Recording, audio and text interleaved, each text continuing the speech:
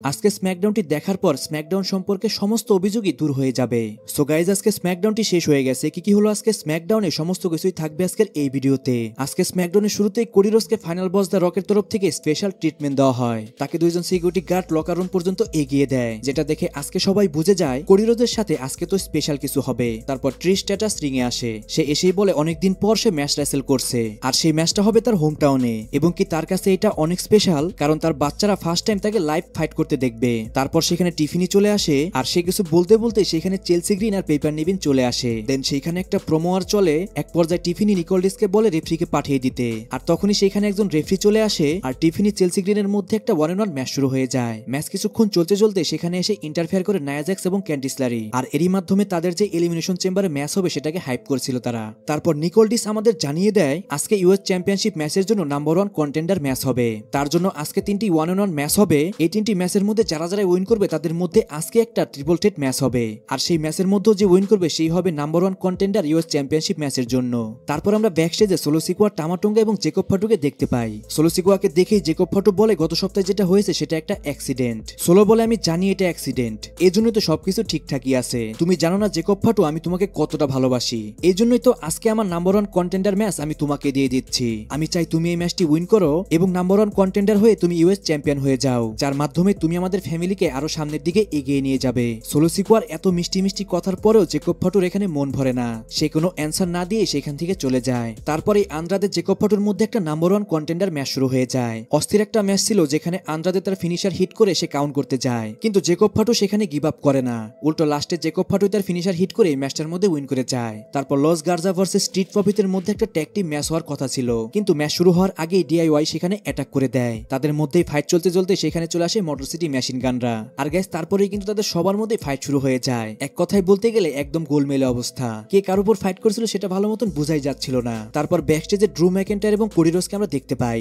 সেখানে ড্রু ম্যাকেন্টায়ার কোডি রোডসকে বলে, কোডি তুমি ইচ্ছা করলে তোমার লাইফটি চেঞ্জ করতে পারো। আমরা দুইজনেই ক্যারিয়ারের প্রথমে অনেক স্ট্রাগল করেছি। আর গাইস এরই মাধ্যমে কিন্তু ড্রু ম্যাকেন্টায়ার কোডি রোডসকে রকের প্রপোজালটাকে অ্যাকসেপ্ট করতে বলছিল। তারপর ড্রু ম্যাকেন্টায়ার এন্ট্রি নেয় অডিয়েন্সদের মধ্যে থেকে। তখনই জন সিনার একটা ভিডিও চলছিল, কিন্তু ড্রু ম্যাকেন্টায়ার বলে এইসব বন্ধ করো, তোমরা সবাই পাস্টকে ভুলে যাও। তারপর সে কমেন্ট্রি টেবিলের উপর বসে জন সিনা সম্পর্কে কিছু কথা বলতে থাকে। সে বলে আমি ফার্স্টে জন সিনাকে দেখে ভয় পেতাম, কিন্তু সেটা ফিজিক্যালি নয়, সেটা পলিটিক্যাল কারণের জন্য, কিন্তু আমি এখন আর জন সিনাকে ভয় পাই না। তারপর সে আরো কিছু বলছিল। ঠিক সেই সময় চলে আসে ড্যানিয়াম প্রিস্ট। ড্যানিয়াম প্রিস্ট এসে যে কথাটি বলে সেটা শোনার জন্য কিন্তু কেউই প্রস্তুত ছিল না। প্রিস্ট বলে তোমার কথার মধ্যে যে সেন্স রয়েছে তার থেকে বেশি সেন্স রয়েছে আর্টুতের কথার মধ্যে, এবং কি সে সিএম পাঙ্কের ইস্যু টেনে আনে, এবং কি সে গত বছরের রেসেলমিয়ার কথাও টেনে আনে। এক কথায় বলতে গেলে আজকে যে ড্যানিয়াম প্রিস্টের প্রমোটা ছিল সেটা কিন্তু সত্যি অসাধারণ ছিল। তারপর সেখানে জোকারের মতো স্টাইলে সেথ রলিন্স চলে আসে। সে এসে ড্যানিয়াম প্রিস্টের গত বছরের money in the bank cash in নিয়ে কথা বলে। সেথ রলিন্স বলে ওইটা কি কোনো ক্যাশ ইন ছিল? ক্যাশ ইন তো আমি করেছিলাম, যেটা কিনা একটা হিস্টোরি হয়ে গেছে।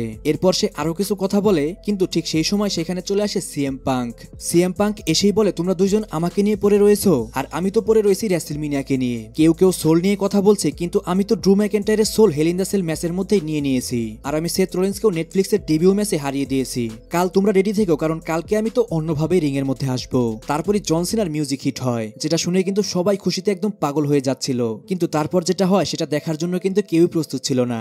সেইখানে জন সিনা না এসে সেখানে চলে আসে লোগেন পল। এটা দেখে কিন্তু সমস্ত অডিয়েন্সরাই অনেক রেগে যায়, এবং কি তারা লোগেন পলকে বু করতে শুরু করে। তারপর লোগেন পল বলে জন সিনা কি তোমাদের কেয়ার করে নাকি? সে তোমাদের কোনো কেয়ারই করে না, আর তোমরা জন সিনাকে দেখতে পাবে না, তোমরা আমাকে দেখতে পাবে। তারপর সে ড্রু ম্যাকেন্টায়ার, ড্যানিয়াম প্রিস্ট এবং সিএম পাঙ্ককে টার্গেট করে কথা বলতে থাকে। লাস্টে সে বলে আমার তো সিএম পাঙ্ককে একটা থাপ্পড় মারার ছিল, আমি সেটা মেরেছি। এই কথা শুনে সিএম পাঙ্ক অনেক রেগে যায়, এবং কি সে লোগেন পলকে চেস করতে থাকে, কিন্তু এতক্ষণে লোগেন পল সেখান থেকে পালিয়ে যায়। আর গাইস এই প্রমোটার কথা যদি বলতে হয়, এটা একটা বেস্ট প্রোমো ছিল ডাব্লিউডাব্লিউ হিস্টোরিতে, কিন্তু যদি এখানে জন সিনা আসতো তাহলে কিন্তু জিনিসটা আরো অনেক ভালো হতো।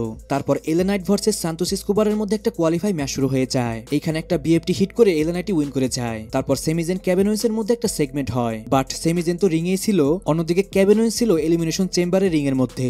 সেইখানে তাদের মধ্যে একটা প্রোমো এয়ার চলে, এবং কি তারা তাদের এলিমিনেশন চেম্বারের ম্যাচটাকে হাইপ করছিল, দ্যাটস ইট। তারপর ব্রন স্ট্রোম্যান ভার্সেস কার্মেলো হেজের মধ্যে একটা কোয়ালিফাই ম্যাচ শুরু হয়ে যায়। সেখানে টামাটোঙ্গা সোলো সিকোয়া এসে ইন্টারফেয়ার করে, কিন্তু এক সময় রেফরি দেখতে পায় ব্রন স্ট্রোম্যানের হাতে একটা স্টিল চেয়ার। এটা দেখে রেফরি মনে করে এখানে ব্রন স্ট্রোম্যানই কিছু করেছে, তাই রেফরি ব্রন স্ট্রোম্যানকে ডিসকোয়ালিফাই করে দেয়, আর কার্মেলো হেজি এই ম্যাচটার মধ্যে উইন করে যায়। আর গাইস আমি বুঝতে পারছি না সোলো সিকোয়াকে কেন এইভাবে ইউজ করছে ডাব্লিউডাব্লিউই। কিছুদিন আগেও সোলো সিকোয়ার ফিউড চলছিল রোমান রেঞ্জের সাথে, তাকে এত ওভার পাওয়ার দেখানোর পরেও আজকে তাকে এই মিড কার্ডে নিয়ে এইসব করানো হচ্ছে।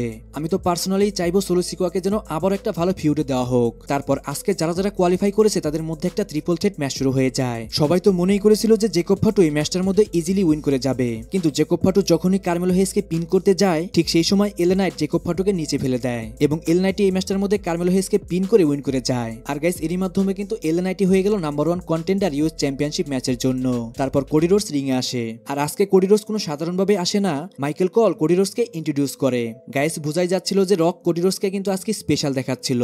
সেখানে মাইকেল কল কোডি রোডসকে বলে, আমি জানি তুমি সবসময় ফ্যানদের কথা ভাবো আর তুমি সবসময় নিজের কথা শুনেই চলো, কিন্তু যদি তুমি রকের কথায় রাজি হয়ে যাও তাহলে তুমি সবকিছুই পাবে যেটা তুমি চাও।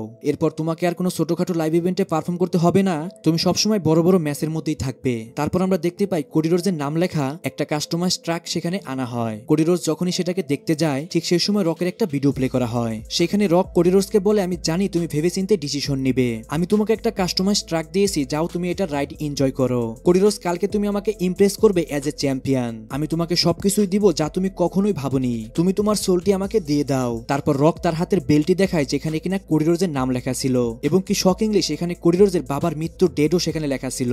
লাস্টে রক কোডি রোডসকে আই লাভ ইউ ব্রাদার্স বলে সে তার জেট বিমানে চলে যায়। আর গাইস এরই মাধ্যমে কিন্তু আজকে স্ম্যাকডাউনটিও শেষ হয়ে যায়। আর লাস্টে সবার কাছ থেকে সরি বলে নিচ্ছি অনেক দেরি করে আজকের ভিডিও দেওয়ার জন্য।